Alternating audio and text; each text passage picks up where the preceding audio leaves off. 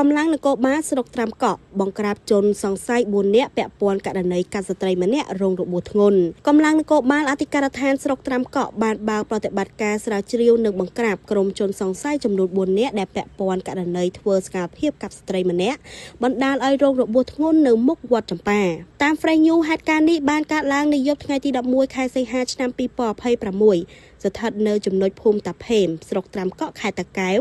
តាមព័ត៌មានបឋមក្រោយទទួលបានព័ត៌មានអំពីករណីហិង្សាខាងលើ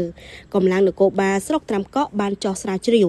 និងតាមដានរហូតឈានដល់ការកំណត់អត្តសញ្ញាណនិងបង្ក្រាបជនសង្ស័យចំនួន4នាក់លោកដុកធីយ៉ាអធិការនគរបាលស្រុកត្រាំកក់បានបញ្ជាក់ជាបឋមនៅថ្ងៃទី15ខែសីហាឆ្នាំ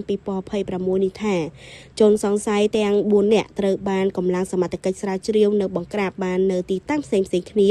ក្នុងនោះម្នាក់ត្រូវបានបង្ក្រាបនៅខណ្ឌពោធិ៍សែនជ័យរាជធានីភ្នំពេញនិង3នាក់ទៀតត្រូវបានបង្ក្រាបនៅស្រុកបាសាតខេត្តកំពង់ស្ពឺបច្ចុប្បន្នជនសង្ស័យទាំង4នាក់ត្រូវបាននាំមកកាន់សមត្ថកិច្ចដើម្បីសួរនាំនិងចាត់ការតាមនីតិវិធីច្បាប់ចំពោះមូលហេតុនិងព័ត៌មានលម្អិតនៃករណីនេះសមត្ថកិច្ចកំពុងបន្តការស្រាវជ្រាវព័ត៌មានលម្អិតនិងផ្សាយជូនបន្ថែមនៅពេលទទួលបានព័ត៌មានច្បាស់ពីសមត្ថកិច្ច